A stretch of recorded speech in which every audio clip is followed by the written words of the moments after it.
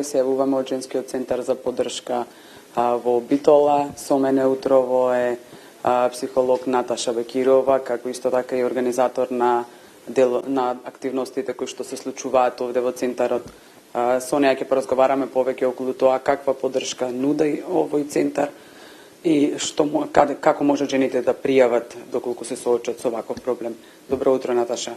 Постоите цели 2 години. Како беше почетокот, како е сега? Дали жените се охрабруваат да побараат помош? Добро утро, ви благодарам на посетата. Вака сега ние постоиме, како што спомнавте, повеќе од 2 години, скоро 3. Функционираме во центарот на Битола, нашето советувалиште, каде што жените можат да дојдат, да се обратат, да побараат помош лично или пак на телефонскиот број 075 393 626. И сега она што ние како што го нудиме како услуга е целосна, посеопфатна помош и поддршка на жените жртви на насилство, односно помош од социјален работник кој што ќе ги насочи, ќе им ги каже нивните права, можности кои што можат да ги остварат докога одлучат да пријават или да се тргнат од насилната средина, психолошка помош и поддршка преку која што жената ќе може да се охрабри, да се зајакне малку, да ги искористи незините лични снаги за да истраи во целиот процес на оттргнување од насилството.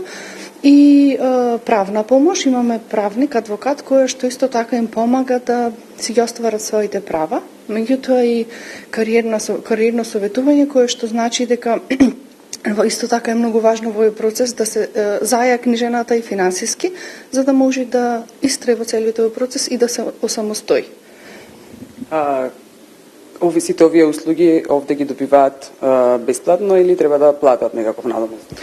Да, огромна благодарност до општина Битола и општина Могила кои што ни покриваат и ни покрија дел од финансиска поддршка, ни дават на почетокот на годината и за среќа сите услуги за жените се бесплатни. Какви се вашите видувања во овие, како што рековте, веќе 3-та година функционирате, вашите видувања?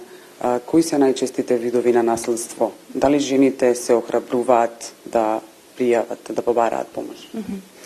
За среќа, од моје искуство можам да кажам дека се охрабруваат, и особено помладите жени, кои што се малку посвесни, поинформирани, веројатно и самиот контакт со медиумите некако повеќе ги едуцира и ги охрабрува да го пријават насилството, на сметка на постарите жени кои што може и години трпат насилство, меѓутоа не се осмелуваат да кажат или да побараат помош.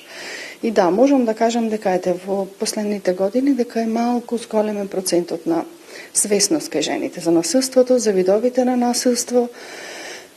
За жал се пријавува кога ќе дојде до крајот, нели, до на физичкото насилство кој што е многу видливо и брутално, иако претходно предводело нели многу психичко насилство, финансиско насилство и така натаму.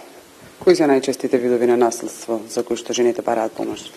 Најчесто за физичкото насилство, за психичкото некако не го доживува така, меѓутоа физичкото е она за кое што ја прелива чашата.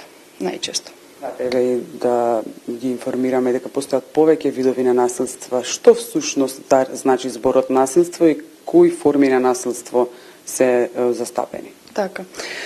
Застапени се физичко насилство, може да има психичко насилство, финансиско, сексуално насилство исто така, кој што знае да биде многу присутно во бракот, меѓутоа жената да нема свеста дека да го доживува како некаква брачна обврска и така натаму.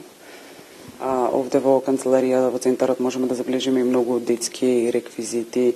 Што тоа значи?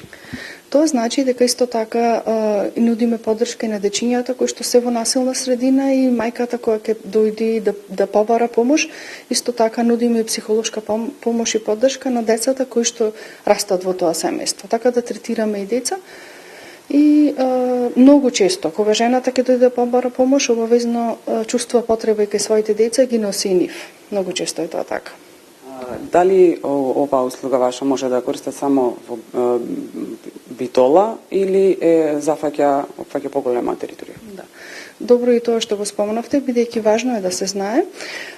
Ние го покриваме цел југозападен дел, да речам, и покриваме Демир Хисар, имаме жени кои што дошлете минатиот месец имавме жена од Охрид, од Ресен неколку пати, така да од руралните средини, од Могила, од Новаци често се случува, така да во никој случај нема да одбиеме жена без разлика кој финансиски го покрива проектот.